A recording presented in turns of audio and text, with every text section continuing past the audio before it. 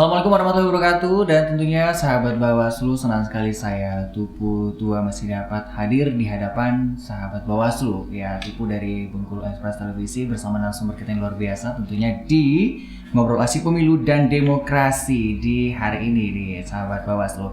Saya perkenalkan dulu terlebih dahulu narasumber kita yang cantik dan ganteng. Iya, ada Ibu Saada Mardi Gliati ya Bu ya? Iya Mas. Anggota Bawaslu Bengkulu 2012-2017. Gimana kabarnya Bu hari ini? Alhamdulillah. Sudah sarapan Ibu? Udah. Belum nambah. Belum nambah. Berarti nanti tinggal bungkus ya Bu ya? Iya gampang gitu. Asal cocok harga bungkus. Cocok harga bungkus. Baik. Kemudian ada Bapak Suherdi Marabili, GM Bengkulu Express. Halo Pak, selamat pagi Pak. Selamat pagi. Sehat Pak ya? Sehat. Sudah sarapan? Sudah sarapan. Sudah sarapan. Tubuh sudah sarapan tuh. Sudah. Nanti yang sesi kedua kita bakal ditraktir ini nanti ya sama dari tim di belakang kameramen ya, memilih menu-menu yang kita suka ya. Baik. Dan tentunya sahabat Bawaslu di ngobrol terkait dengan hari ini pengawasan partisipatif, bagaimana konsep dari pengawasan partisipatif, hakikat pengawasan itu sendiri dalam pengawasan kampanye, itu akan kita lihat sendiri dari beberapa pandangan dari narasumber kita di hari ini tentunya. Dan di segmen pertama ini kita coba dulu memperkenalkan diri terlebih detail dulu kepada Ibu cantik kita ini, kisah pekerjaannya atau rentetan masa-masa yang sudah dijalani sebagai anggota Bawaslu Bengkulu 2012-2017. Silakan Ibu. Oke, makasih Mas Tupu. Iya. Selamat pagi semuanya. Kebetulan saya pernah dipercaya menjadi anggota KPU sebelum jadi Bawaslu 2008 sampai 2012. Setelah itu menjadi anggota Bawaslu Provinsi dari 2012 sampai 2017, dan sekarang sehari-harinya saya menjajakan suara di kampus. Waduh, seru nih Bu ya. Iya. Menjajakan suara di kampus ini ya. Iya, menjajakan suara, nggak kalah saya dengan yang lain-lainnya. Yang lainnya memilih suara, kalau saya menjajakan suara. Menjajah suara. Ini yang paling harus dicontoh dari Ibu ini ya. Iya. Menjajakan suara. Yang lain sibuk untuk mendapatkan suara. Kalau saya nih, saya obral suara saya. Itu pun ada mahasiswa juga yang tidur ketika saya obral suara. Dan itu apa yang akan terjadi bila mereka tidak membeli suara Ibu? Nah, yang pasti nilainya menjadi E lah kalau di kampus ya. Langsung ya. Nah, buat mahasiswa nih, lihat nih Bu Sada udah langsung himbauan ini ya. Kalau Tapi, tidak, sebentar loh. Kenapa? Kalau E, tapi kalau ejaannya dalam Inggris jadi A loh. oh gitu ya Bu. E. You could be. Bener. It depend on. Bener ya. Baik. Jadi untuk mahasiswa perhatikan dengan jelas ya. Ini udah ada pemberitahuan dari Ibu. Kalau tidak membeli suara dalam arti fokus Ibu ya, memperhatikan detail pemaparan materi, itu otomatis akan mendapatkan nilai E. Dalam bahasa Indonesia E, kalau bahasa Inggris A ya Bu. Iya. Jangan harap itu akan berubah jadi A kalau tidak mengikuti tugas yang diberikan ya Bu ya. Sudah benar itu. Baik. Kemudian ada Bapak Suherdi Marabili, GM Bengkulu Express. Silakan Bapak. Rekam jejaknya boleh dikasih tahu. Iya. Nanti kalau dibongkar semua ketahuan nggak? Aman. Yang penting sudah melakukan pemeriksaan. Nggak ada ya Pak ya? Aman ya Pak? Sudah vaksin ya Pak ya? Oke baik. Silakan Bapak. Ya, saya Suherdi, sehari-hari sebagai jurnalis dan wartawan di Bengkulu Express sejak tahun 2007, aktif di liputan di pemerintahan dan politik. Dulu juga berkesempatan meliput Mbak Saada ini mulai dari di komisioner KPU Provinsi dan Bawaslu Provinsi. Waktu itu saya masih di lapangan. Sekarang kebetulan sudah ditugaskan oleh perusahaan sebagai general manager di Bengkulu Express. Ini tuh. Oke, waduh. Ini ngeri-ngeri juga ya. Status kan nggak ditanya status kan? Status gimana? Boleh dikasih tahu juga Pak, atau istri berdua atau ketiga? Iya kan sahabat Bawaslu kan, karena kita nggak tahu Ibu ya. Apa istrinya masih satu atau Cuma dua. Sebenarnya kalau kita nyebut angka sekarang riskan. Riskan tuh. Iya, jangan sebut angka deh hari ini. Oke. Bisa merujuk kemana saja. Oke, baik. Benar. Sudah dikunci itu. Sudah dikunci ya. Baik. Cukup yang di rumah gitu ya. Iya. Nggak ada yang lain ya Pak ya. Bapaknya datang sini sendiri tadi. Sendiri ya. Pulang nanti jangan nambah. Enggak. Bahaya.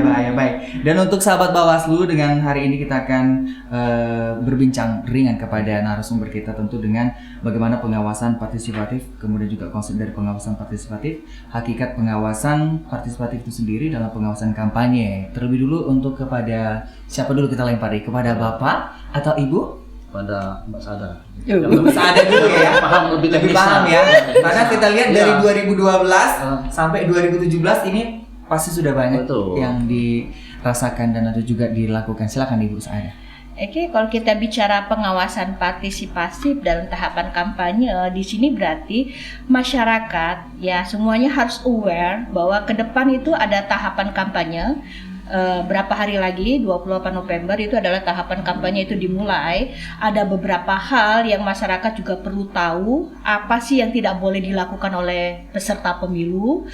Misalnya ketika pemasangan alat peraga kampanye, kalau masyarakat melihat ada alat peraga kampanye yang tidak pada tempatnya, misalnya di lembaga pendidikan atau di tempat kesehatan atau mungkin di pohon-pohon, masa pohon berbuah ini APK itu kan yang pohonnya bagaimana. Nah, masyarakat yang aware, yang peduli bahwa ini adalah suatu hal yang tidak benar jika ada pasangan calon ataupun peserta pemilu yang memasang alat peraga kampanye tidak pada tempatnya. Oleh karena itu di sini dituntut peran serta masyarakat untuk melaporkan ini kepada teman-teman di jajaran pengawas pemilu di tingkatannya, karena ini melanggar peraturan KPU nomor 15 dan juga melanggar Undang-Undang Pemilu tahun 2017 nomor 7. Ya, memang sih kalau kita nggak peduli, nah kayak ini kan kalau pemasangan alat peraga kampanye misalnya di sembarang tempat, ini kan akhirnya kenyamanan kita sebagai masyarakat ini terganggu. Misalnya ya, saya kok lihat di taman harusnya hijau, kok menjadi ada warna-warni. Nah, kita kan nggak sejuk di mata, akhirnya ketenangan itu nggak dapat. Nah, ini karena diatur ini agar ini untuk membangun kenyamanan kita loh. Oleh karena itu masyarakat harus peduli. Ya, kalau masyarakat nggak peduli, tidak melaporkan ini kepada penyelenggara pemilu, ya akhirnya ya yang melanggar akan tetap terjadi. Please, Bray, zaman sekarang masa lu diam aja ada pelanggaran, lu kemana? Nah, nanti ketika dia jadi, pikirkan aja nih peserta pemilu nih, kalau kalian memasang APK tidak pada tempatnya, nih kita akan mikir nih, kalian ngerti aturan nggak sih? Kalau kalian nggak ngerti aturan, gimana gue pilih lo? Nah, gitu. Nah, ini akhirnya masyarakat juga harus memilih ini, jangan sampai yang memasang alat peraga kampanye tidak pada tempatnya itu kan bisa dikatakan yang tidak memahami aturan. Kok kita mau pilih? Nah, hati-hati loh yang memasang alat peraga kampanye tidak pada tempatnya. Itu kalian tidak akan dipilih masyarakat karena dianggap kalian tidak ngerti aturan. Oke, baik, itu kan salah satu bentuk pelanggaran yang dilakukan peserta yang mencalonkan diri nih. Ya. Kemudian juga untuk masyarakat, ini mereka ada yang cerdas, ada yang belum cerdas sehingga melihat sepertinya saya harus coblos ini, ternyata tidak tepat dari mereka melakukan kampanye itu sendiri. Sedangkan dari Bu Saada sendiri, lebih tepatnya ini masyarakat bagaimana untuk menindaklanjuti seperti itu? Apakah secara mandiri mereka mencopoti langsung dari pohon? Oh, nggak boleh. Nggak boleh. Karena ada ketentuannya ya. Jadi ketika ada peserta pemilu yang melanggar nih, ya kita sebagai masyarakat memberikan informasi ini kepada penyelenggara pemilu, yaitu bagian pengawasan, yaitu Bawaslu dan jajarannya. Jadi ada namanya info awal. Jika itu masih terjadi, laporan teman-teman itu dijadikan info awal oleh pengawas pemilu. Tapi jika itu misalnya sudah terjadi dan sudah tidak ada, itu bisa jadi laporan asal ada serta alat bukti. Nah, ini akan berimbas kepada peserta pemilunya nantinya. Tapi masyarakat dilarang untuk langsung, karena itu akhirnya tindaknya menjadi perusakan, karena itu kan milik peserta pemilu. Tapi yang bisa menertibkan sesuai dengan aturan perundang-undangan adalah lembaga pengawas dan aparatur sipil daerah. Ya, dikarenakan ketika penertiban alat peraga kampanye ini juga melibatkan peraturan daerah, misalnya ketertiban daerah, makanya suka melibatkan Satpol PP ya. Jadi bukan masyarakat yang menertibkan, tapi masyarakat sampaikan aja. Oke, baik. Itu salah satu bentuk memang yang pelanggaran yang dilakukan ya, Bu ya. Menurut Pak Suherdi sendiri, bagaimana kira-kira Pak? Masyarakat ini lebih tepat bagaimana melihat kalau kita ketahui yang sudah dikatakan Ibu sendiri, dari mengkampanyekan diri saja sudah tidak tepat memberikan foto di pohon. Ya. Mungkin pertama saya bicara soal partisipasi tadi. Artinya pertama ini kan pesta namanya kan, pesta demokrasi hajatan kita 5 tahun sekali. Tentunya pesta ini kan harus diikuti oleh semua pihak di Indonesia Raya ini kan, seperti itu. Dan salah satu indikator pemilu itu agar berkualitas itu kan ada 4 elemen yang harus terlibat dan aktif berpartisipasi. Ya, pertama itu kan kontestannya, artinya pesertanya kan, ada peserta lah itu kan. Kalau ada peserta gimana nanti kan ini nggak benar itu. Yang kedua ya ini pemilihnya itu kan, pemilih masyarakat tadi kan itu kan. Kemudian yang ketiga itu dari penyelenggara, artinya ketika ada peserta, ada pemilih, tapi penyelenggaranya tidak ada juga, itu tidak bisa berjalan baik. Nah, yang terakhir tentu pemerintah atau aparatur pemerintah, baik itu pemerintah, TNI dan Polri itu kan itu. Nah, 4 elemen ini yang harus memang berpartisipasi aktif secara baik sehingga pemilu ini bisa berkualitas dan berlangsung baik gitu kan. Makanya perlu pengawasan yang partisipasi. Artinya tidak hanya kepada masyarakat saja, artinya kepada 4 elemen ini juga harus dilakukan pengawasan yang secara aktif. Dan tentunya memang karena penyelenggara ini kan dia punya SDM yang terbatas kan, gitu kan. Nah, tentu harus melibatkan banyak elemen sehingga bisa membantu proses ini gitu kan itu. Nah, sekarang ini kan masyarakat tadi kan itu kan yang melihat bahwa misalnya banyak peserta yang tidak sesuai aturan. Nah, memang juga perlu diedukasi baik dari sisi dari sisi pesertanya dan juga masyarakatnya itu. Nah, karena ini supaya bisa berjalan tadi meriah dan juga tidak gontok-gontokan gitu. Bahasanya itu apa kira-kira itu ya, fun lah ya. Karena jangan sampai nanti kita sesama tetangga saudara itu malah bermusuhan gitu kan. Sementara yang jadi dia ketawa-ketawa nanti duduk kan gitu kan itu. Makanya ini perlu dibuat riang gembira kan, bahwa ini pesta pesta kita yang hajatan kita besar, sehingga setelah hajatan kita semua riang gembira lah itu. Termasuk nanti calon-calon yang terpilih. Makanya memang perlu edukasi kepada masyarakat kan, juga penyelenggara memberikan batasan-batasan yang jelas sehingga nanti tidak timbul friksi-friksi atau gesek-gesekan di bawah gitu. Kira-kira gitu. Oke, baik. Dan kalau kita lihat sendiri memang yang dikatakan Pak Suherdi tadi 4 elemen tersebut memang saling bersinergi ya Pak ya. Tapi dari 4 sinergi ini ada yang memang harus lebih diedukasi, itu masyarakat sendiri ya Pak ya. Melihat memang dari pesta demokrasi ini masyarakat memang antusiasnya harus berpartisipasi, apalagi melihat pelanggaran-pelanggaran ini sangat banyak ya Bu ya. Selain pelanggaran yang kita ketahui dari Ibu sendiri mengatakan bahwa alat peraga kampanye ditempel di pohon, apakah ada lagi Bu contoh-contoh dari pelanggaran itu Bu? Kalau pelanggaran kampanye banyak sekali yang bisa mungkin terjadi karena berdasarkan pengalaman pemilu-pemilu sebelumnya. Misalnya juga kampanye di luar waktu, misalnya sekarang ini kan belum tahapan kampanye, sekarang masih tahapan sosialisasi. Jadi kampanye mulai nanti tanggal 28. Kalau sudah ada yang kampanye sebelum tanggal 28 itu melanggar tahapan. Atau nanti ada yang sudah melakukan kampanye rapat terbuka atau rapat umum. Padahal rapat umum itu hanya boleh 21 hari berdasarkan jadwal KPU. Nanti setelah 21 Januari, apabila sudah ada yang melakukan itu itu namanya melanggar kampanye di luar tahapan. Terus bisa juga yang sudah melakukan iklan di media cetak, elektronik, itu kan nanti 21 hari, yang 21 Januari sampai tanggal 10 Februari. Kalau sekarang ada, itu melanggar. Jadi selain pelanggar tahapan kampanye, karena kampanye itu kan ada tahapan-tahapannya, juga pelanggaran pemasangan alat peraga kampanye, dan juga ada larangan kampanye melibatkan aparatur negara, aparatur daerah, aparatur sipil negara. Nah ini juga dilarang ini dilibatkan. Terus di samping itu juga ada juga pelanggaran kampanye seperti dilarang untuk menghina, sara gitu kan, black campaigns gitu. Itu banyak sekali dan juga terutama politik uang. Nah ini kan sering terjadi pada masa tahapan kampanye malah sampai hari H. Baik, banyak sekali kan bentuk-bentuk pelanggarannya sendiri. Baik itu Pak Suherdi sendiri secara di media massa ataupun juga media sosial yang dikatakan Ibu tadi itu paling gencar banyak pelanggaran ya, karena sesuai ketentuan yang diberikan banyak yang melanggar. Untuk Pak Suherdi bagaimana kira-kira menanggapi, karena memang kita sebagai mungkin media membutuhkan juga mereka sebagai pengiklan, kemudian juga apakah ada tindakan tegas juga dari media untuk membatasi atau juga memberikan solusi kepada yang memang peserta pemilu ini yang memang ya tidak menutup kemungkinan yang satu membutuhkan pengiklan ya Bu ya, tidak menarik ya Pak ya, dan kemudian juga ternyata ketentuan dari Bawaslu, ternyata ketentuan tanggalnya tidak bukan ketentuan Bawaslu, Undang-Undang Pemilu nomor 7 tahun 2017. Iya, oke baik. Kemudian juga untuk tanggalnya sudah ditentukan. Nah, ini bagaimana menurut Pak Suherdi?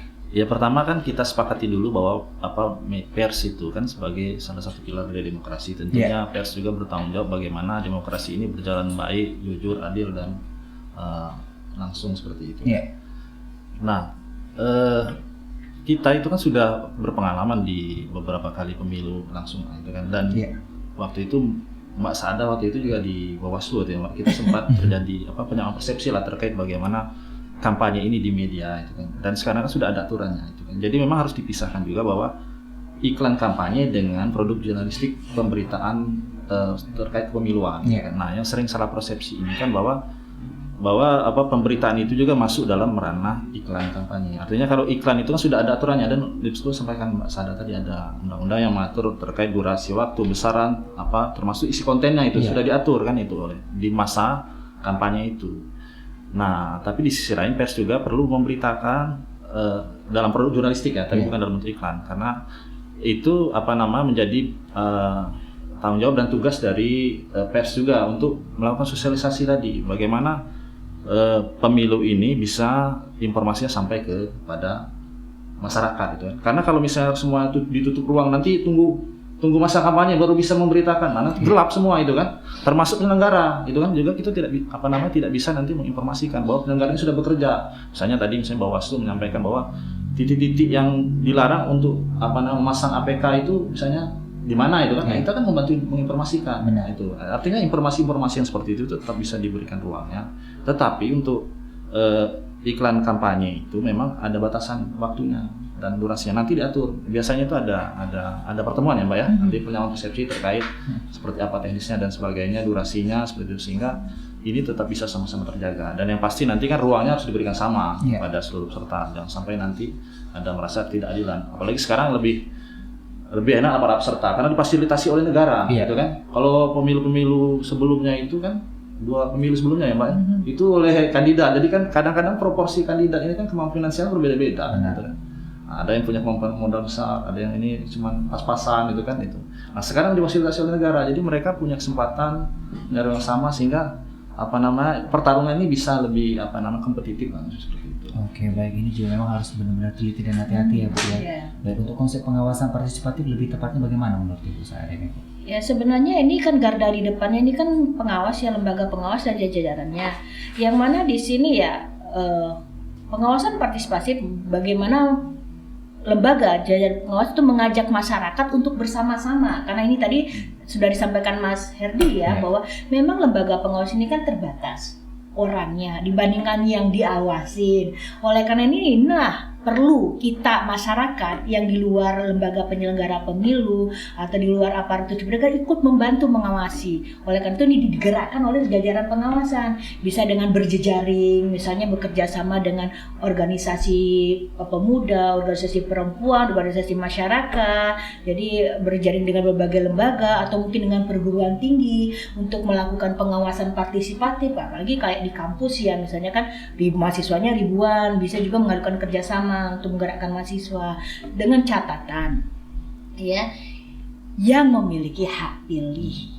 Nah, kadang-kadang ini yang belum cukup umur juga tidak paham. Nah, itu jangan dilibatkan. Jadi yang dilibatkan adalah yang mempunyai hak pilih. Karena ini terkait pesta demokrasi, ketentuannya ya semuanya tetap harus punya hak pilih dulu.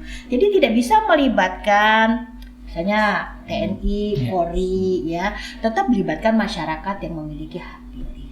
Baik, berarti memang yang harus diedukasi adalah masyarakat yang memiliki hak pilih dan suara mereka bisa digunakan ya Bu ya. Baik, untuk masyarakat sendiri Bu, kalau kita ketahui memang lembaga memang turut serta dan membantu seperti kampus. Untuk masyarakat memang yang kita ketahui kan yang tidak terlibat di lembaga ini, bagaimana kira-kira untuk mewujudkan peran mereka lebih memberanikan diri sebenarnya partisipasi? Ya sebenarnya masyarakat semuanya mau melalui organisasi ataupun individu bisa berpartisipasi aktif ya, karena saya yakin lembaga pengawas malah senang sekali apabila ada masyarakat yang datang ke lembaga pengawas. Oke, kita punya informasi, mereka senang. Jadi tanpa perlu kalian basic apa, organisasi apa, kampus apa, cuma untuk memudahkan mungkin mengambil simpul-simpul masa pengawasnya. Tapi masyarakat tidak harus dari simpul apapun, yang penting dia punya hak pilih, dia masyarakat yang merasa nasibnya ditentukan oleh pemilu ini. Please guys, tolong aware, ini masalahnya pesta kita semua loh. Misalnya yang diundang semua kita loh. Kita sukses enggaknya pemilu tergantung kita semua, bukan hanya tergantung mereka penyelenggara. Karena mereka memiliki terbatasan, kayak pengawas, mereka yang diawasi banyak, terus juga kerjanya banyak, terus KPU juga. Oleh karena itu inilah peluang kita untuk bakti bela negara. Nah, minimal dengan ikut peran aktif dalam pengawasan. Baik. Dan untuk menimbulkan rasa itu sendiri, masyarakat yang kalau memang masih ragu-ragu, contohnya kayaknya, aduh ntar saya laporin nanti bahaya juga, nanti di checklist sama Bapak Sianu atau Ibu Sianu, ini gimana kira-kira? Bukannya kita ketahui kan memang masyarakat ini berani, tapi namun karena ada hambatan di dalam hati, mereka tidak bergerak untuk melakukan partisipasi sebenarnya itu. Kalau yang dikatakan informasi awal, itu bisa juga dilakukan, nggak perlu kalian hadir, bisa dengan hotline. Masing-masing lembaga pengawas itu kan punya media centernya, hotline untuk laporan masyarakat. Nah itu nggak perlu masyarakat takut-takut. Informasi awal itu tanpa perlu kalian hadir ke kantor pengawas, kalian bisa chat WA atau masukkan hotline-nya. Oh ada pemasangan APK di misalnya puskesmas mana. Nah ini informasi awal tidak menuntut masyarakat untuk menyerahkan identitas fotokopi KTP ya misalnya. Tapi kalau dia melapor baru. Oleh karena itu jangan tunggu itu sudah selesai baru melapor. Ketika itu masih terjadi pelanggaran, kasihlah informasi awal, nggak ribet kok sebagai masyarakat. Tinggal ngomong, ada di sana. Oke. Akhirnya pengawas jajarannya akan mengontak pengawas yang terdekat. Benar nggak? Kalau benar, jadikan itu temuan pelanggaran pemilu, bukan laporan masyarakat. Laporan masyarakat apabila pelanggaran itu sudah terjadi. Makanya Bakun terpaksa tinggal melapor ya kalian harus menyerahkan KTP. Tapi sebenarnya juga jangan takut. Pelapor pelanggaran pemilu itu dijamin oleh undang-undang keselamatannya. Kalau perlu perlindungan bisa koordinasi dengan pihak kepolisian. Nah cuma ini tadi karena malas yang ini, ya oleh karena itu jangan nunggu selesai dong. Kalau mau ngelapor kasihlah informasi awal, suruh pengawas jadikan temuan. Jadi kalian gak repot, yang penting kalian sudah berperan peserta aktif memberikan informasi awal itu mahal. Benar. Iya, dikarenakan pengawas itu nggak sampai di tempat-tempat yang kadang-kadang ya, taruhlah ada puskesmas di atas gunung, nggak sampai karena kalau nggak sosialisasi ke sana, tahunya dari masyarakat, akhirnya pengawas turun ke sana. Atau mungkin, ada yang pasang alat peraga kampanye di hutan lindung, masyarakat ya tahunya dari masyarakat, karena kasihan itu pohon. Kapan dia mau subur kalau ditokokin paku galuh. Nah ini juga kan kalau masyarakat yang peduli dengan ya hijaunya lingkungan, kelestarian alam, please deh jangan sakitin pohon. Coba lo kalau kalian dipaku gimana, enak nggak ya? Sakit ya Bu ya? Sakit. Karena jarum aja udah kayak ketusuk terus. Pikir pohon itu kalau dia bisa menjerit, please guys, gue udah capek dipakuin, jangan pakuin gue. Ya gitu ya. Makanya juga mereka berteriak ya, Bu, aku capek udah neduhkan kalian. Masa kamu sudah ambil zat dari saya yang baik, sudah saya teduhkan, kamu masih nyakitin saya dengan noko-noko. Oi, berhentilah kecil kamu kudu kan keluar. Tidak nih yang kamu berperasaan. Oke, baik. Benar ya Bu ya, kalau kita ketahui memang banyak bentuk-bentuk pelanggaran sehingga masyarakat ini harus berpartisipasinya jangan takut dan ragu. Kamu ingat tadi yang dibilang jaminan hukum ini sejauh mana sih Bu, sekuat jaminan hukum bagi masyarakat yang memang kan mereka pengawas yang tidak resmi dilantik sehingga mereka pun antara ragu, antara malu, antara takut sehingga menimbulkan kepercayaan mereka semakin percaya untuk mengadu. Itu gimana kira-kira mengenai jaminan hukum itu? Silakan Bu. Terus terang untuk perlindungan saksi itu diatur dalam undang-undang dan itu juga nanti yang akan melakukan perlindungan ada pihak kepolisian. Jadi lembaga pengawas akan berkoordinasi apa yang diperlukan. Kalau ini diperlukan perlindungan misalnya perlindungan fisik atau perlindungan fisik, ini kan mereka sudah punya mekanisme, jangan takut. Kita seperti meragukan suatu institusi kalau kita takut keamanan kita. Itu mereka sudah ada tugasnya, sudah ada perlindungan saksi di sana. Ya ikut aja program perlindungan saksi, asal mau ikutin aturan perlindungan saksi kalau memang takut menjadi saksi. Oleh karena itu kalau nggak mau menjadi saksi ya jadi informan aja. Itu yang paling gampang. Semua masyarakat bisa jadi informan. Kalau menjadi saksi tadi kalian kalian harus melaporkan, mengisi laporan, form laporan, terus ngasih fotokopi KTP, kalau punya bukti diserahkan. Terus nanti kalau perlu pengamanan hubungin kepolisian. Kepolisian terdekat. Nah, nanti kan bagaimana sistem perlindungan itu sudah ada mekanismenya. Jangan ragu dengan mekanismenya. Nah, kalau nggak mau repot itu ya udah jadi informan aja. Semuanya udah diatur ke dalam undang-undang. Negara kita ini bisa dikatakan negara yang berdasarkan regulasi. semuanya sudah diatur, tidak ada yang tidak diatur. Terpenting. Yang jadi masalah kita terlalu takut. Dan takut kalau bisa juga informasinya detail ya Bu, jangan sampai hoax ya Bu ya. Kalau Iya. masyarakat mengetahui memang ada pelanggaran itu sendiri, segera melaporkan ya Bu ya. Baik, untuk Pak Sumiadi sendiri, kalau kita ketahui memang masyarakat yang memang harus berani, apakah media juga seperti Pak Herdi dari Bengkulu Express ini gimana kira-kira? Apakah sejauh ini masyarakat kalau tidak berani melapor ke Bawaslu, apakah pernah melapor ke media Bengkulu Express? Ya Bu ya, contoh ya Bu ya, saking mereka itu ya nge-tag, contoh Instagram nih, mereka tag tolong dong, Min nih, ini fotonya udah sampai ke pagar rumah saya ini, karena rumah saya di pinggir jalan sehingga saya buka pagar pun mukanya kegoyang-goyang, kasihan, Iya. ya gitu. Iya, kalau dengan terbukanya informasi sekarang memang masyarakat itu lebih mudah sebenarnya Iya. untuk memberikan laporan tadi kan, informasi awal memang seperti itu. Nah, memang perlu penguatan dari teman-teman di Bawaslu lah sebagai leading sektor pengawasan itu, bahwa Bawaslu menegaskan kepada kontestan itu bahwa proses ini diawasi gitu kan. Memang personil Bawaslu itu sedikit tapi jejaringnya itu luas itu. Makanya perlu diajak berbagai elemen masyarakat, misalnya tadi itu kemahasiswaan, organisasi pemuda, organisasi wanita dan sebagainya, itu kan diajak berpartisipasi sehingga melakukan pengawasan ini gitu kan. Nah, sebenarnya itu kalau ketika saluran misalnya penyelenggara itu tertutup, nah itu nanti bisa ke kita kan gitu. Sebenarnya itu juga kurang bagus itu. Artinya ketika banyaknya melapor ke kita, artinya kan nanti justru dianggap ruang dari laporan penyelenggara justru mengalami kebuntuan. Makanya sebenarnya perlu dibuka seluas-luasnya itu kan, dari teman-teman penyelenggara terutama pengawasan, supaya laporan ini bisa cepat ditanggapi gitu. Kadang-kadang kan juga persepsi yang timbul misalnya kan gitu kan, nanti melapor ke misalnya penyelenggara tidak ditanggapi, makanya perlu direspon cepat. Enak melapor ke Mimin tadi gitu ya, cepat aja langsung direspon sebenarnya kan. Nah, makanya ini juga perlu jangan sampai laporan-laporan itu justru masuk bukan ke lembaga resmi penyelenggara itu kan, lebih lembaga-lembaga di luar itu.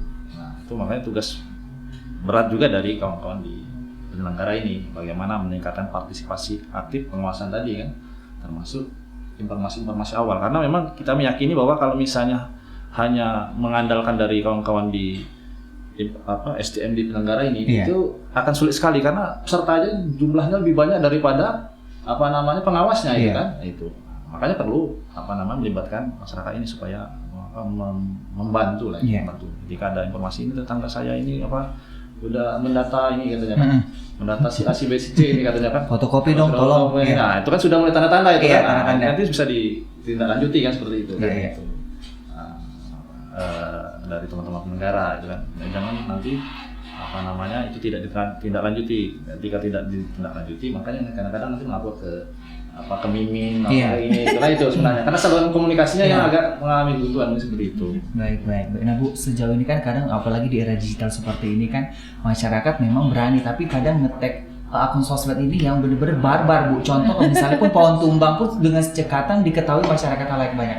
Nah, kira-kira menurut Ibu Sada sendiri lebih tepatnya bagaimana nih? Apakah masyarakat melapor dulu ke Bawaslu? Apakah dari media juga yang turut serta mengetek Bawaslu sendiri untuk segera juga mengikut saling bersinergi untuk menindaklanjuti pelanggaran-pelanggaran itu? Ya, kalau saya sih mana yang paling efektif ya. Kalau memang terdekat itu ada kantor pengawas, ya why not langsung aja ke kantor pengawas. Tapi kalau memang kantor pengawas jauh, memangnya lebih efektifnya ngetek, ya sudah. Pokoknya mana yang paling efektif dan secepat mungkin. Jangan sampai pelanggaran sudah selesai. Akhirnya kalau pelanggaran sudah selesai, akhirnya tidak bisa lagi dijadikan informasi awal, harus menjadikan laporan pelanggaran pemilu. Jadi mana yang paling dekat kita ke KPU, ya KPU, dekat kita pengawas itu mereka berjejaring. Dekatnya media, ya sudah, mana yang paling media juga berjejaring dengan pengawas. Yang intinya informasi awal tuh sampai ke lembaga pengawas, mana yang paling efektif, mau lewat apakah. Jadi sekarang kan yang mana yang efektif aja deh, mana cepat. Mana cepat lah, yang penting itu segera ditindaklanjuti, jangan sampai kita nunggu sampai itu sudah tidak terjadi. Baik, karena memang ketahui memang banyak pelanggaran ya Bu ya, dan juga dari tim dari Bawaslu yang memang terbatas dan juga peserta yang lumayan tidak terhitung ini, mereka pun kerjanya harus dibantu juga dari masyarakat. Iya. Jadi untuk masyarakat jangan pernah ragu dan takut untuk berpartisipasi. Kalau melihat adanya beberapa pelanggaran, tim Bawaslu juga akan cepat tanggap, Bu ya. Jangan pernah ragu dan takut. Itu tadi sudah banyak kita ulas ya, Bu ya, beberapa hal yang memang masyarakat ini harus memang ikut berpartisipasi. Kemudian juga kenapa sih, Bu, mereka harus ikut? Apakah ada dampak-dampak yang akan dirasakan mereka ikut dan tidak ikut? Boleh, silakan Ibu. Iya, ibarat pesta ya. Iya. Kalau kalian semua adalah diundang pesta, mau pesta itu lancar, sesuai dengan ketentuannya, siapa yang duluan salaman, siapa yang belakangan salaman. Nah, kalau kita nggak ikut ngawasin ini pesta demokrasi, pelanggaran akan semakin merajalela. Ya, kita awasin aja mereka merajalela, diawasin pengawas aja mereka bisa melanggar, apalagi kalau masyarakat nggak terlibat. Ya, contoh nih masang APK, ya. Pengawas nggak lihat, nggak tahu di pohon. Kalau nggak ada yang masyarakat yang komplain, semakin banyak pohon yang tersakiti. Jadi kalau makin banyak pelanggaran, berarti kan jangan-jangan nanti peserta pemilu yang nanti terpilih nanti adalah yang paling jago melanggar. Nah, dikarenakan masyarakat nggak peduli. Mau lu apa, yang penting foto lu banyak, lu juga pilih. Padahal jangan pikir masalah foto dia banyak deh. Apakah dia memasang fotonya sesuai aturan nggak? Jadi masyarakat juga harus cerdas. Kalau orang melakukan pelanggaran, berarti dia nggak ngerti aturan. Gimana dia jadi pemimpin kita?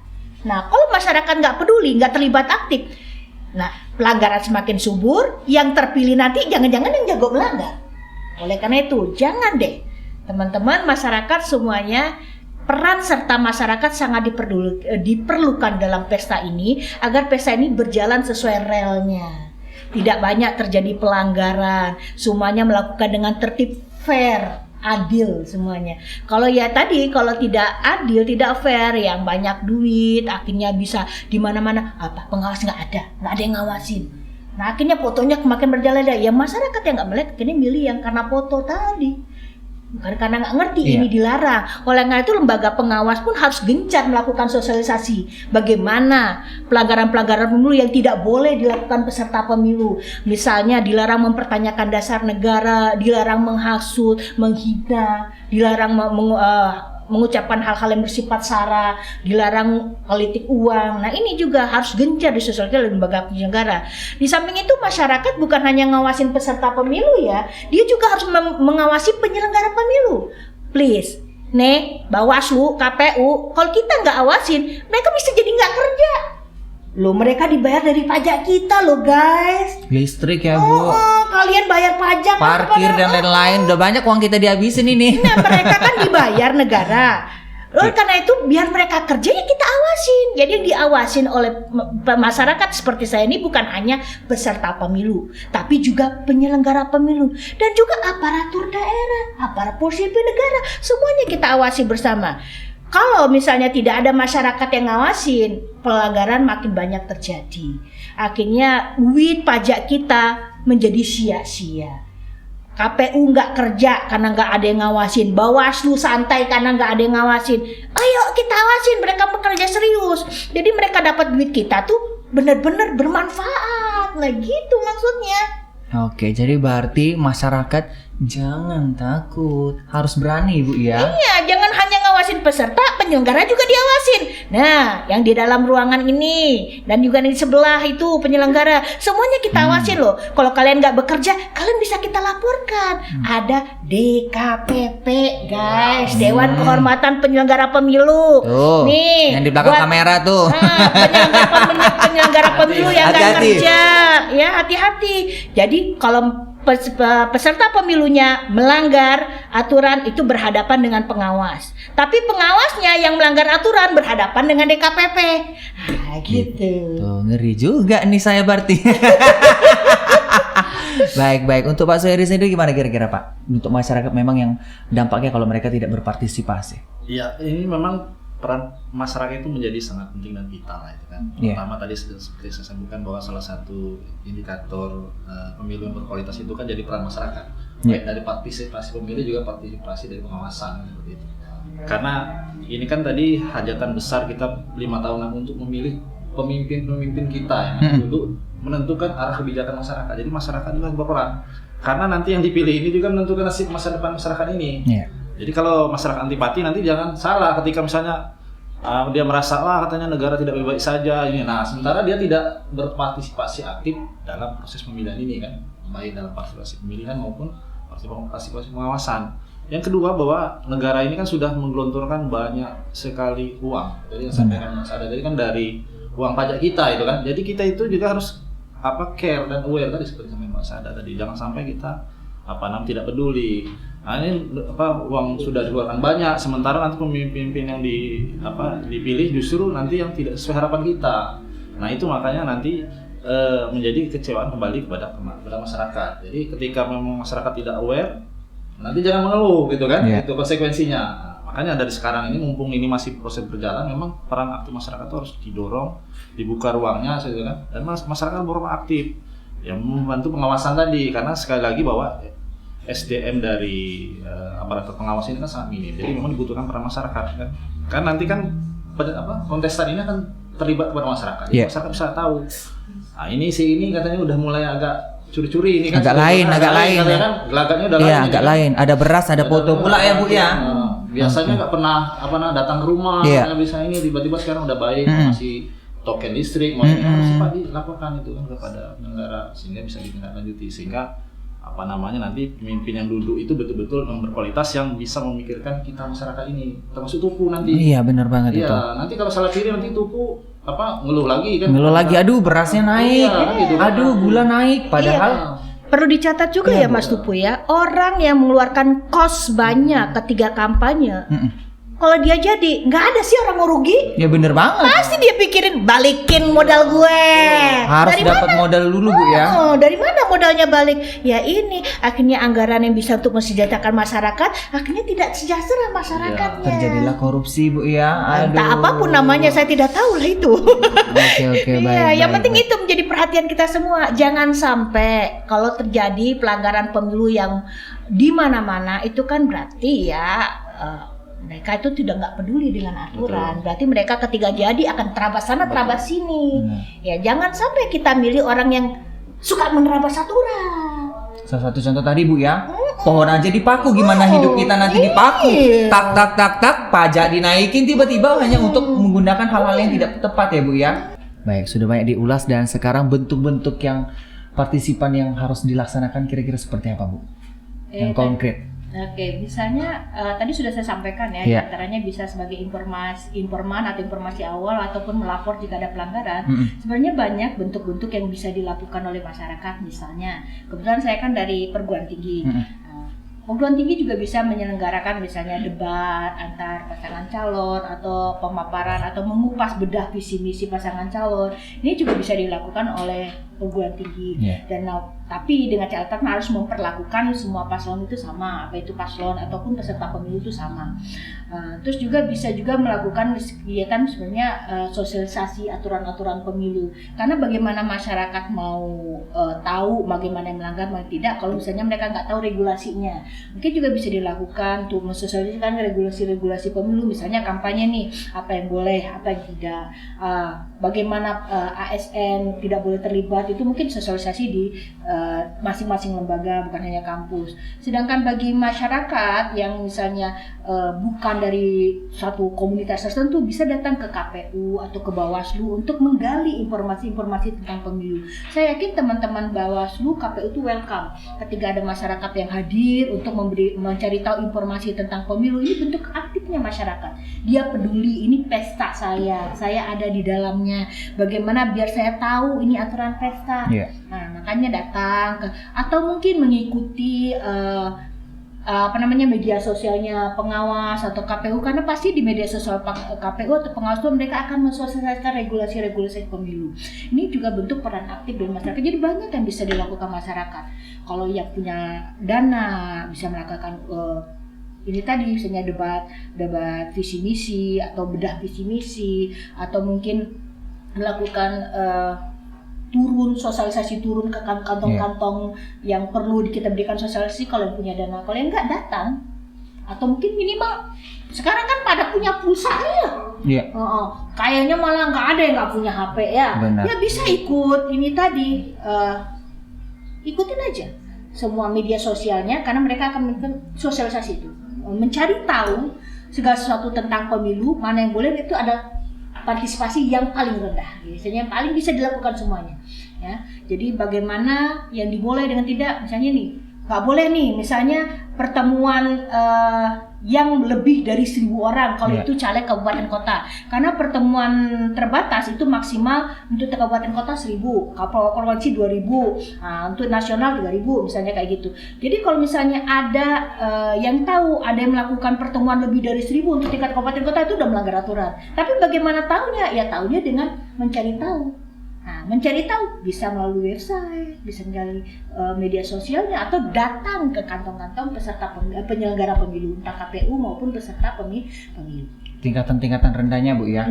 Baik, jadi untuk masyarakat pun bisa berpartisipasi dengan tepat seperti itu ya Bu. Iya, ya. minimal tahu lah, kita ini mau pesta loh ya. Masa nggak tahu pesta tuh dress code-nya apa? Apakah pinky kayak saya? Apa kotak-kotak? Apakah hitam? Itu kan semuanya dress code ya. Misalnya kalau kita menghadiri pesta, oh pestanya ini, nah kayak gitulah pesta demokrasi, aturannya apa? Biar jangan sampai salah duduk Bu ya. Jangan sampai nanti pas kita datang ke pesta orang pakai warna apa, kita pakai warna apa, orang rambutnya di blow, kita nggak di blow, kan kayaknya kita kan beda banget gitu. Akhirnya, lu salah, bukan lu salah, nggak ngerti aturan. Oleh karena itu, mari kita pahami regulasi pemilu. Caranya itu tadi, ikuti medsos mereka atau datang ke kantor. Ya, cari tahu lah informasi. Cari tahu karena gampang, karena ada gampang, ya, kalau nggak ada kuota cari wifi Bu ya. Iya. Ya kan, kalau kuotanya nggak ada cari wifi. Oke, baik. Untuk Pak Suhadi sendiri dari media sendiri gimana kira-kira bentuk-bentuk yang konkret yang harus partisipan lakukan di pemilu ini? Ya, pertama dari sisi penyelenggara dulu, misalnya dari Bawaslu, ya harus berperan aktif untuk menggandeng sebanyak mungkin elemen. Misalnya mengajak kerjasama, misalnya kalau di tingkatan pers kan banyak organisasi pers nih, ada PWI, ada AJI, misalnya ada SMSI, ada DMSI. Nah itu dirangkul supaya mereka juga bisa memainkan perannya itu kan. Kan banyak media di situ juga ikut membantu baik sosialisasi maupun juga sisi pengawasan tadi. Kemudian ke organisasi-organisasi lain, pemudaan, masyarakat, organisasi perempuan dan sebagainya. Nah itu juga dirangkul, kan diajak bekerja sama itu kan. Kadang-kadang kan mungkin kalau tidak disentuh mereka itu kan mungkin ya bukan tidak mau kan, artinya menunggu artinya kan. Nah, kalau misalnya disentuh mungkin diajak kerja sama, mungkin mereka akan dengan sangat terbuka untuk ikut dalam pesta ini, membantu pengawasan dari partisipasi aktif tadi gitu. Nah dari sisi masyarakatnya juga kan diajak gitu kan. Nah misalnya kawan-kawan di Bawaslu misalnya mendorong misalnya terbentuknya pos ronda atau misalnya desa atau kelurahan anti politik lah seperti itu kan. Karena salah satu yang cukup merusak itu tatanan itu kan money politik tadi. Nah, ketika misalnya itu dengung-dengungkan dan dibuat gerakan-gerakan misalnya di tingkat bawah bahwa akan ada pengawasan yang dilakukan misalnya dalam bentuk ronda, misalnya ronda money politik tadi, mungkin orang ini kan khawatir, takut juga itu. Cemas-cemas, jantungan. Ya, ketangkap soalnya kan sebenarnya punishment-nya itu kan cukup berat ya, dananya itu kan. Nah, cuma karena mungkin ini aman, ini kayaknya aman, tapi kalau misalnya ditakut-takuti misalnya merasa bahwa pengawasannya cukup ketat. Nah, di wilayah itu mungkin mereka akan jangan bahaya ngasih di situ nanti kan kira-kira gitu kan. Nah, itu partisipasi itu bentuk konkret juga itu kan. Memang taktis itu kan, taktis, tapi cukup efektif nanti bisa menghadang misalnya tadi pola serangan-serangan tadi sama politik seperti itu. Oke, baik, serang-serang money politik yang memang harus tegas ya Bu, kita tolak Bu ya. Iya, bahkan ya kalau di Undang-Undang Nomor 7 sekarang, kalau dulu ya mungkin kalau bukan tim kampanye nggak kena, sekarang siapa saja bisa kena. Nah ini undang-undang yang baru mungkin ya kalau belum tahu di Undang-Undang Nomor 7 2017 siapa saja. Bukan hanya tim kampanye, pelaksana kampanye, siapa saja yang memberikan uang atau menjanjikan untuk tidak memilih atau memilih seseorang, ya itu kena loh sekarang. Jadi bukan hanya tim kampanye yang terdaftar di KPU. Ingat siapa saja Jadi Tuh, nggak ada celah lagi ya Mbak? Oh, nggak ada celah lagi. Kalau dulu kan ngelasnya Ngeles, gitu. iya. Ya, karena tim kampanye terdaftar di KPU suruh yang nggak terdaftar. Oh, sekarang nggak gitu, please. Bisa kena, Bu, ya? Please. Jadi sekarang siapa saja, bukan hanya penyelenggara kampanye. Walaupun lebih spesifik untuk penyelenggara kampanye, khususnya pas masa tenang itu benar-benar dikupas sampai hukumannya 3 kali daripada kalau misalnya kalau 3 tahun 1 tahun maksimal kalau yang di luar ini, tapi pas hari masa tenang itu 3 kali maksimal 3 tahun. Bahkan dendanya maksimal ya 36 tahun, 3 kali lipat daripada yang bukan masa tenang untuk penyelenggara untuk pelaksana kampanye ya. Tapi kalau pada hari H itu semuanya siapa saja kena. Harus harus diingatkan itu Mbak, karena sekarang sudah mulai ditugaskan untuk membagi-bagi itu, karena yang jadi orang itu bukan dia, sementara orang yang jadi dia masuk penjara. Iya, makanya masyarakat harus aware sekarang bahwa sekarang memang dulu banyak yang ngeles yang tidak terdaftar untuk membagikan uang. Sekarang bukan hanya tim kampanye, siapa saja bisa kena. Ya, walaupun kamu bukan tim kampanye, bukan terdaftar, kalau kamu ikut bantu-bantu bagiin uang, hati-hati. Nah ini gimana Bu untuk antisipasi? Kadang masyarakat kan dia ingin berpartisipasi, dipikir sepertinya calon ini, peserta pemilu ini ingin membantu masyarakat, tahu-tahu ternyata dia menjadi kambing hitam sehingga dia yang masuk, yang itu tadi aman-aman. Ini gimana bentuk yang antisipasi partisipasi masyarakat untuk itu sendiri? Yang pasti masyarakat harus tahu bahwa kalau money politik itu bisa menjerat siapa saja sekarang. Dan yang pertama, apabila kalian dimintain tolong untuk memenangkan dengan menjanjikan sesuatu atau melarang orang itu udah masuk. Itu masuk kategori yang siapa saja yang kena money politik tadi. Jadi asal tahu, asal dia minta bantuan. Jangan lupa ya, nanti pilih saya pada tanggal 14 Februari 2024 gitu ya. Nanti akan diberikan ini. Nah, kena itu. Kena ya. Ya, kalau menjanjikan atau memberikan sesuatu untuk memilih atau melarang orang memilih seseorang, siapa saja bisa kena. Bisa kena. Nah, ini selain bentuk uang, apakah ada bentuk-bentuk yang memang bisa Bu, ya? Uang, bisa sembako, bukan siapa saja. Siapa saja? Menjanjikan uang atau yang lain-lain. Misalnya, oke, nanti kalau kamu pilih saya, kamu akan dari jabatan ini. Kena itu ya. Tapi itu pembuktiannya ketika dia dapat jabatan itu. Tapi itu sudah kena. Nah, sudah kena misalnya karena sekarang siapa saja yang menjanjikan. Nah ini ya, nah ini menjanjikan atau memberi. Nah itu, enak teman-teman ya. Siapa saja. Misalnya ditelepon Bu ya, halo Bu, bantu ya nomor sekian, tolong. Bilang aja, oh saya tidak mau terjerat karena gitu sekarang ya? diatur dari Undang-Undang Pemilu nomor 7 tahun 2017. Siapa saja pada hari H memberikan sesuatu atau menjanjikan sesuatu untuk orang memilih atau tidak memilih kena. Nah, ingat siapa saja. Siapa yo? Jadi jangan Siapa lagi saja? ngeles. Oh, nggak apa-apa kan bukan tim kampanye. Itu dulu. Sekarang udah bisa ya Bu ya. Siapa saja pada hari H, ingat hati-hati ya, jangan sampai memberikan sesuatu untuk memilih atau melarang orang. Oke, kamu saya kasih PT 2.000. Kecilnya enggak? 200 garam. Saya kasih garam. Garam Bu. Saya kasih duit 50.000 lah, jangan kecil nian, murah nian, harga demokrasi. Dapat mie instan lah Bu ya. Ya, kalau saya kasih mie instan, tapi kau jangan milih itu puyo. Nah itu lah kena itu. Kena Bu ya. Melarang memilih itu lah kena ya.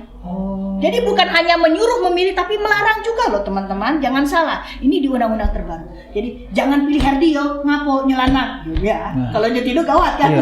Tapi Bu, kalau misalnya pun masyarakat ada mengetahui seperti dan terjadi seperti itu dan mereka yang berpartisipasi itu udah masuk dugaan pelanggaran, ini gimana kalau untuk sudah melaksanakan, karena kita tetap ini kan setelah terjadi sudah dilaksanakan, kalau baru mau akan itu belum kena. Jadi namanya sesuatu perbuatan telah terjadi itu baru. Ketiga baru niat, belum dicatat, deket malaikat tuh Jadi kalau masih niat, hilangkan sekarang. Karena ketika sudah itu terjadi, baru tercatat pelanggaran pemilu. Ya, jadi pelanggaran pemilu itu dikatakan pelanggaran jika pelanggarannya sudah terjadi. Jika belum kategori pelanggaran pemilu. Dan mungkin ini juga saya rasa teman-teman kayak perguruan tinggi atau organisasi-organisasi yang punya simpul-simpul, mari sama-sama kita pahami, kita bedah regulasi ini, kita bisa lakukan ini biar masyarakat paham bagaimana regulasi pemilu.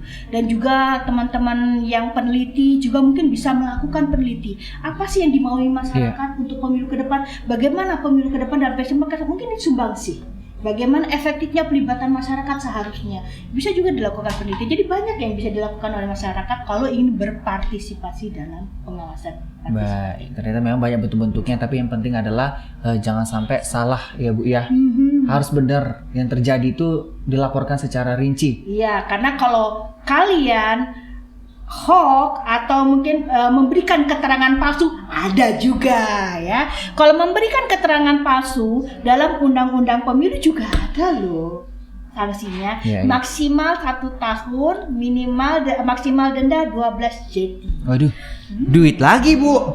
Duit lagi. Jadi memberikan keterangan duit palsu lagi ya. pun ya. Ini duit semua ya berarti Bu ya. Sebenarnya karena itu pidana pemilu itu selain denda kurungan juga ada denda uang. ASN juga hati-hati. Nih, kita nih banyak ASN di sekitar kita ya. Kalian tidak boleh berperan aktif, mengikuti kampanye secara aktif, hadir dalam pesta kampanye dengan atribut PNS atau menggunakan atribut salah satu peserta pemilu juga ASN nggak boleh. Kalau boleh dia bukan hanya kalau misalnya dia melakukan, kalau dia melakukan bukan hanya disanksi oleh undang-undang pemilu, tapi juga ada sanksi lain, undang-undang kepegawaian. Itu bagaimana mereka bisa ditunda kenaikan pangkatnya, terus diturunkan jabatannya tergantung kesalahannya. Ya, jadi sebagai ASN tolong hati-hati, harus netral karena kita dibayar oleh negara, jadi kita harus netral terhadap peserta pemilu. Jadi tangannya juga PNS hati-hati kalau foto sekarang ya. Gestur tubuh ya Bu ya. Gestur tubuh nggak boleh mendukung atau kepada salah satu pasangan calon karena memang dituntut untuk netralitas aparat. Oke, baik, untuk aparatur sipil negara pun juga harus netral ya. Untuk teman-teman yang OKP bisa juga nanti ikut berpartisipasi dengan menjadi pemantau pemilu. Kalau mau melapor, menyampaikan keluh kesah mengenai masa tahapan ini, partisipasi bisa langsung ke. Baik, sahabat Bawaslu, kita masuk ke quick question. Ya, ini merupakan mini game ya, Ibu, Bapak ya. Siap-siap ya.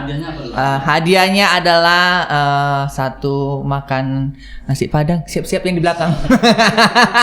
3 ya. Ada 3 ya, 3 porsi ya. 3 porsi. Oke. Ibu pedes. Mau request dulu Bu. Biar dipersiapkan Bapak. Minumnya boleh aku mau jus. Jus ya. Jus Bu ya. Oke, baik. Baik. Siap? Jeng. Untuk Ibu sendiri, pemilu 2024. Ayo Bu, apa Bu? Pemilu 2024. Apa? Di depan mata. Di depan mata, baik. Pengawas. Semuanya terlibat. Oke, baik. Kampanye. Hati-hati politik uang. Asik. Kemudian Bengkulu. Menteri Bengkulu saya mah. Drakor. Susah. Bawaslu, tegakkan keadilan pemilu. ASN. Harus netral. Partisipatif. Semuanya. Hoax. Jangan. Bahaya itu, fitnah. Ada hukumannya. Saya. Ayo. Perempuan. Asik. Baik, cukup puas ya Bu ya. Baik. Tepuk tangan dulu dong. Ini suruh jawab cepat. Cepat kali Bu ini yang menjawab ya. Dengan tema kita urgensi pengawasan partisipatif tahapan kampanye. Kemudian juga Pak Herdi. Siap Pak? Belum. Oke, belum ya. Bocorin ya. Gawat ini. Bocorin ya. Di luar prediksi yang mau ditanyakan. Sampai nanya saya siapa ya, perempuan.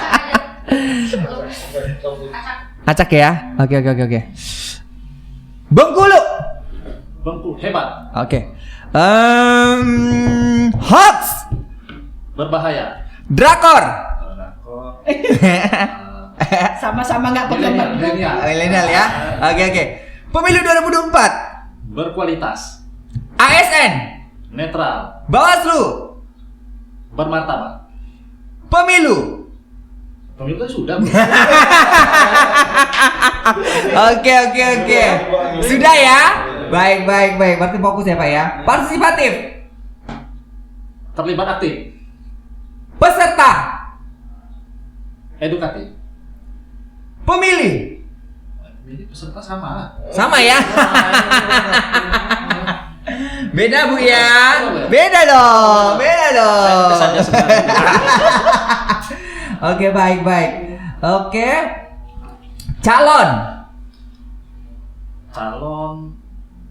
Ayo. Teng. Hah? Sesuai aturan. Calon sesuai aturan ya. Oke, baik. Pemenang Harus fair. fair ya. Oke, baik. Sesuai janji. Pemenang sesuai janji. Oke, tepuk tangan. Baik, di segmen terakhir ini mungkin boleh closing ya Bu ya. Untuk Ibu sendiri, pesan-pesan kepada warga Kota Bengkulu, terutama untuk follower, subscribe Bawaslu Kota Bengkulu, apalagi masa kampanye ini sesaat lagi akan dimulai. Adik sanak segalonyo, sebentar lagi kita akan memasuki masa kampanye. Mohon partisipasi aktif semuanya, karena pemilu ini adalah pesta demokrasi kita semua. Kita bagian dari pesta ini. Kalau kita tidak peduli, pesta ini tidak akan sukses. Mari selamatkan pemilu.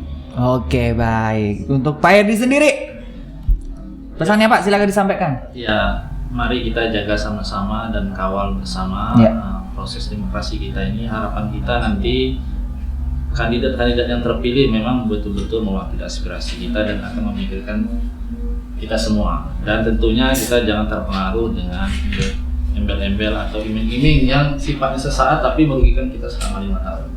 Itu, terima kasih. Oke, baik. Sahabat Bawaslu, terima kasih sudah menyaksikan podcast kita hari ini dengan tema kita urgensi pengawasan partisipatif tahapan kampanye. Kami pamit undur diri. Bersama rakyat, awasi pemilu. Bersama Bawaslu, tegakkan keadilan pemilu.